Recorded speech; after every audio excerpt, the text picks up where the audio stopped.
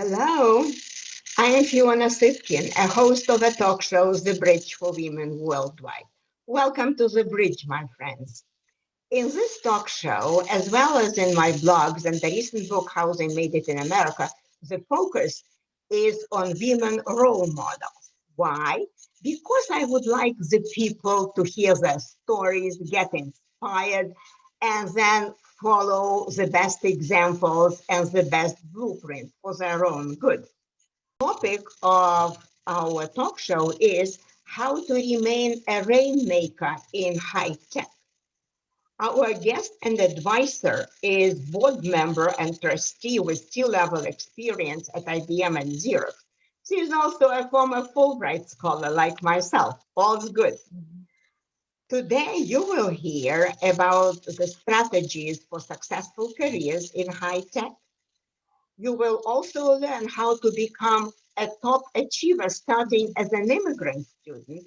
Also, how to become part and parcel of the true American meritocracy, and how to remain a rainmaker in an industry traditionally tough for women. So please stay with us and let us now welcome Dr. Sophie Vandebroek. Great. Hi, Fiona. Welcome to our show, Sophie. You are very welcome. Yeah, thank you. It's my pleasure to be here and contribute to your show. You have been yourself such a fantastic champion for women leaders and especially for immigrants in the US. So I'm very much looking forward to our dialogue.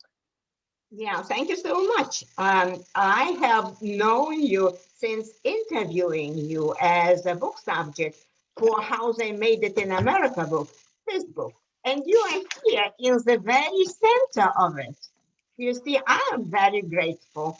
And many people enjoyed reading about your story. But let me introduce you properly here at the bridge, okay?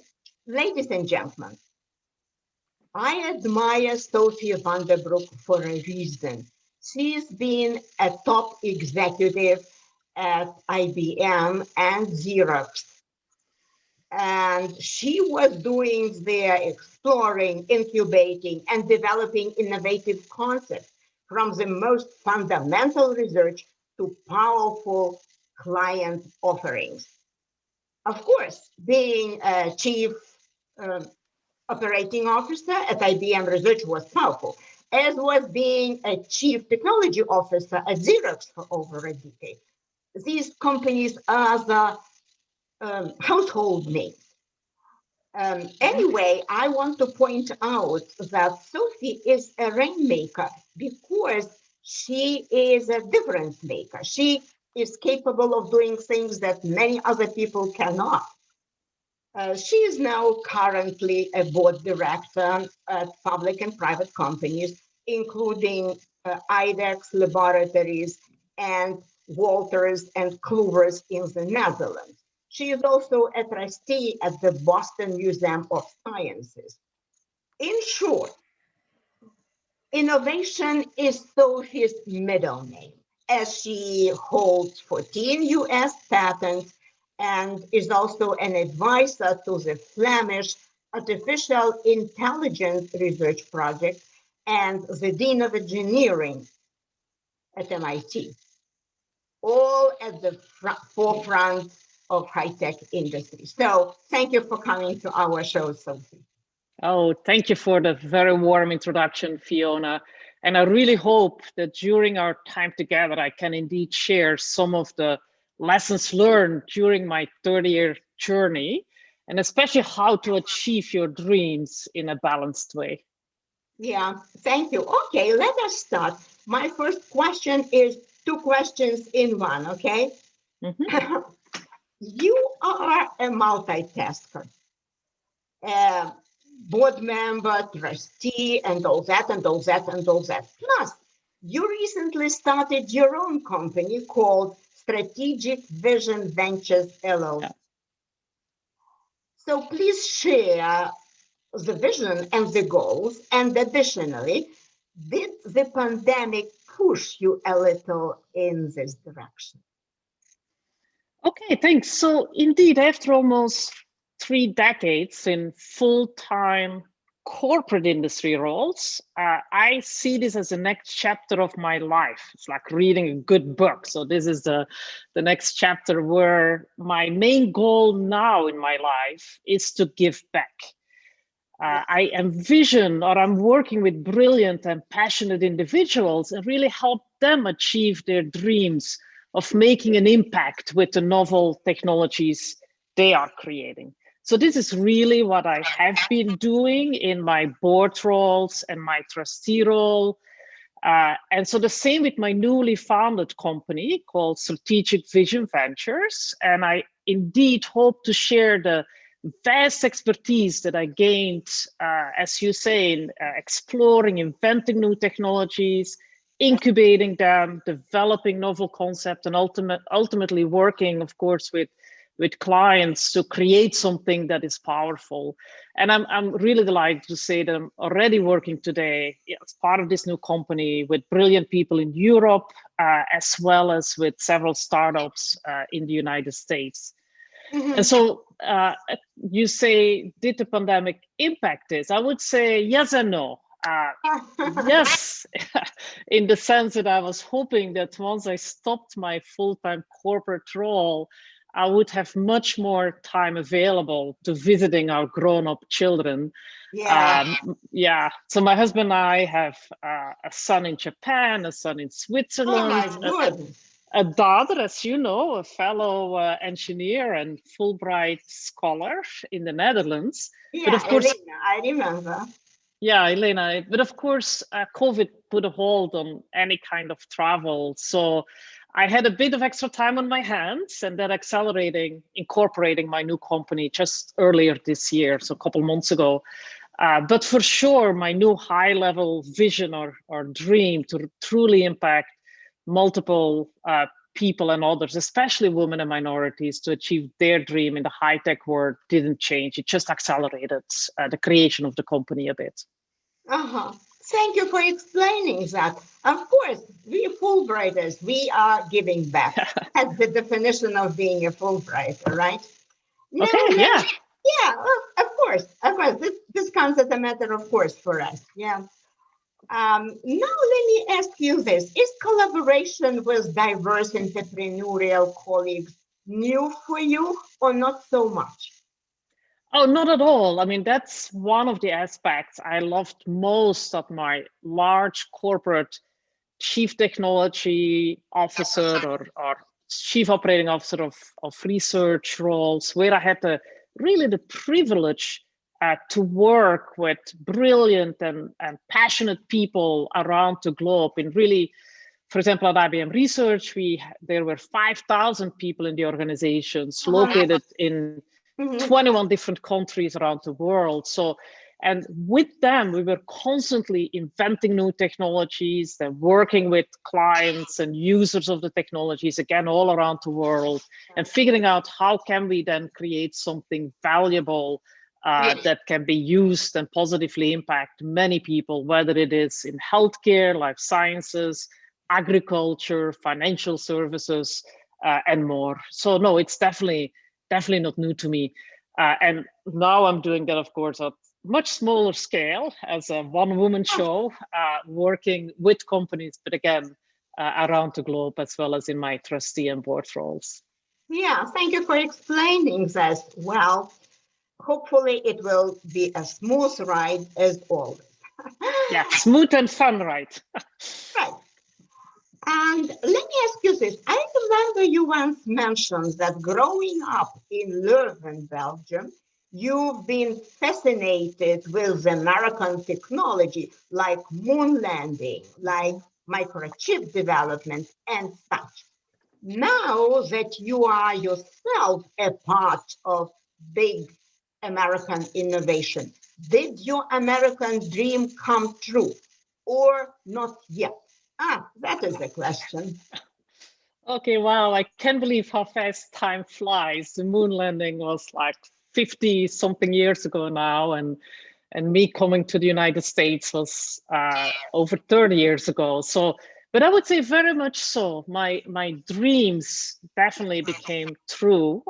Early in my career, my dream was to be a worldwide expert in microelectronics. And this dream became true early on by the great work I was able to do at Cornell University and IBM Research. And then my dream, my next big dream, was to really lead a world-class, global, larger research organization, such that the output of what we created could truly positively impact the world. And again, I'm just so privileged that after a few decades in corporate, that dream became true, not only at Xerox Corporation, where I was for 25 years, but also at IBM Research. However, this was my work dream, right? So with no doubt, an even larger dream than my work was to make sure that my children became happy, confident, resilient, and caring adults. And I would say I'm also very delighted to say that after a lot of several decades of hard work, that dream is also a reality. I mean, they're now between mid-20s and it's a sad, my daughter, who's the oldest, she's turning 32 this year. So that is also become a reality. So I'm really very privileged that my big dreams became reality in the United States. Thank you so much. And I hear you very well. The American dream is a moving target, especially for dynamic people like yourself. Yeah. Anyway, let me ask you this. I know you were elected a member of Women in Technology International Hall of Fame, and you've been promoting women all your life. Now, the question is, what would you say the best strategies may be for encouraging women to take leadership roles in high tech?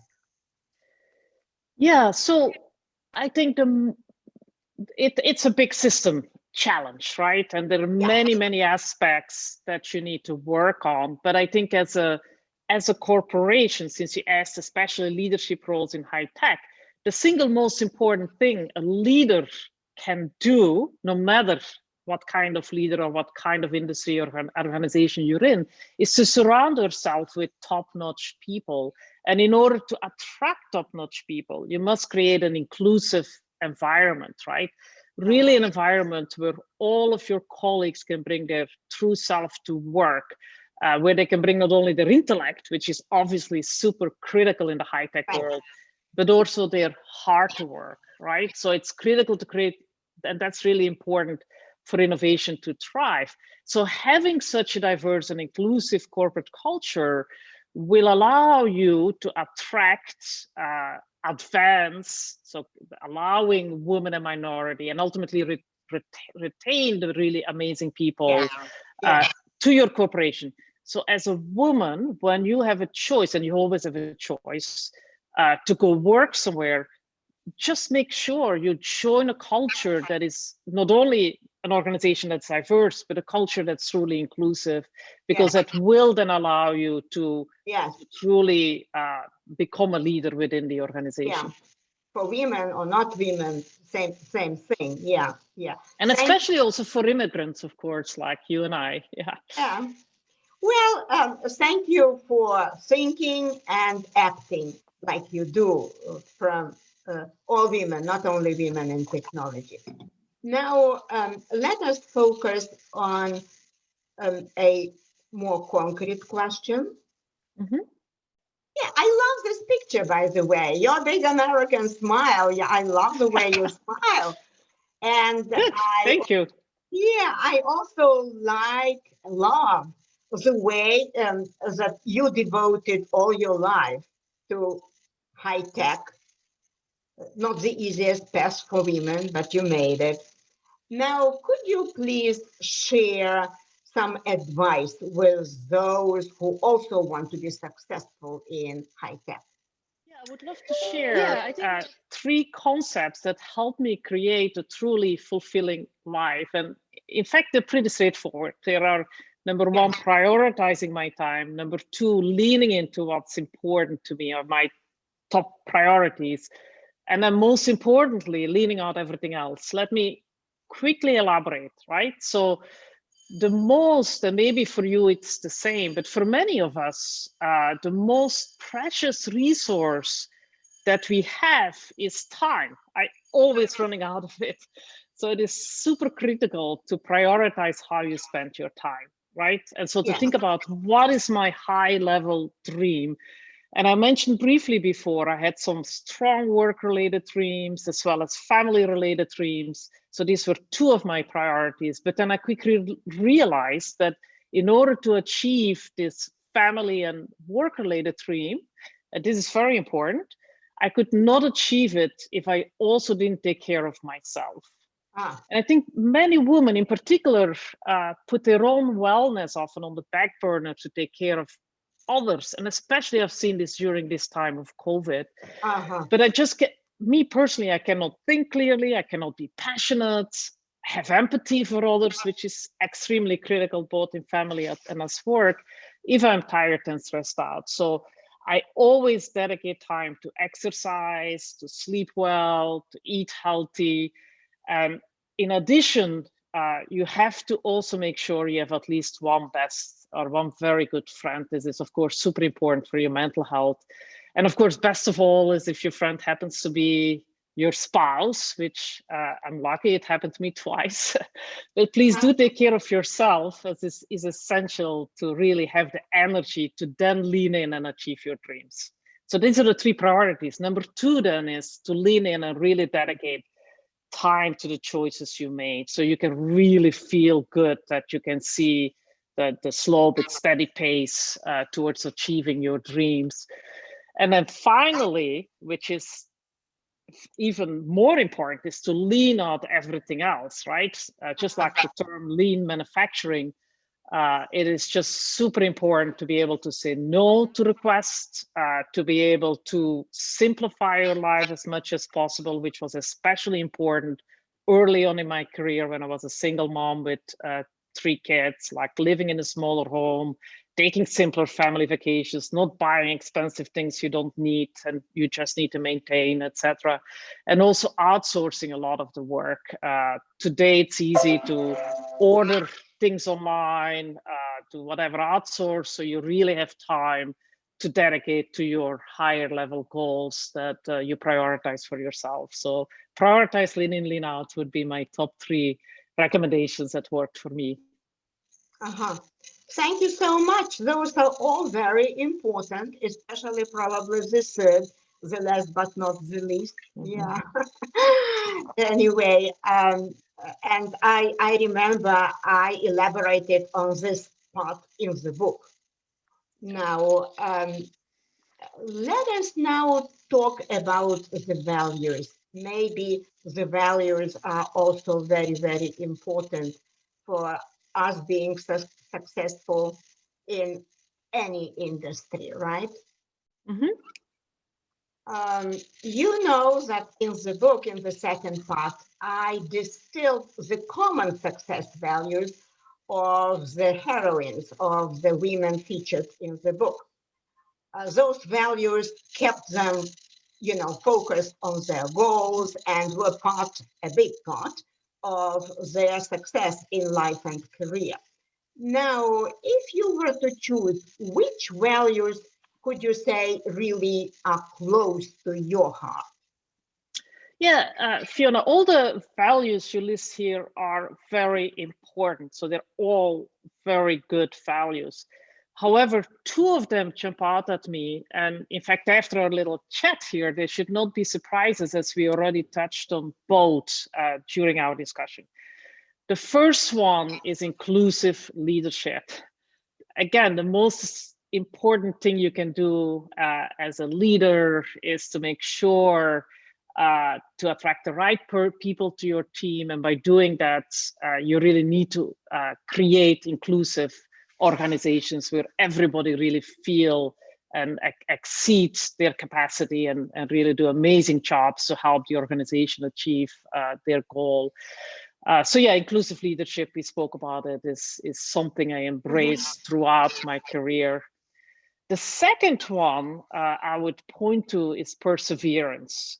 For sure, once you have your long-term goal, your dream, you have to keep at it with passion and just not give up. A dream to see your kids be successful adults, a dream to have a C-level role to make a positive impact on the world. These are dreams that are like decade-long achievement, right? So it's like running a marathon instead of a sprint. So in fact, I would broaden that word perseverance to grit, having grit. It's a combination of perseverance and having a lot of passion for the long-term goals that you have set for yourself and truly sticking with it for decades. And that is really most important. So inclusive leadership and grit are really the two values that have helped me the most throughout my career and my journey. Thank you so very much. This is very interesting to hear from you, a high achiever in a new country. Yours is a success story of a lady who continues to be a people's person all your life and also remains a high-tech rainmaker. And this is a big word, and let's not be too shy. You are a big, big rainmaker in the high-tech industry. And I thank you for being a role model, Sophie, from all of us. Thank you. It was my great pleasure, Fiona, and keep up the good work. Thank you. Now, finally, let me thank our audience for listening, for being here. And please do not forget to subscribe to the Women Worldwide, the Bridge for Women Worldwide. We are now over 6,000 subscribers strong and counting. Also, let us connect via the links. Of course, the YouTube for the Bridge for Women Worldwide, but also my book website, www.fionasifkin.com, and my email. And again, thank you so much for being here and for listening to us. And we are looking forward to your feedback. And now, Sophie and myself want to wish you well, be healthy and happy for years to come. Bye-bye. Bye-bye.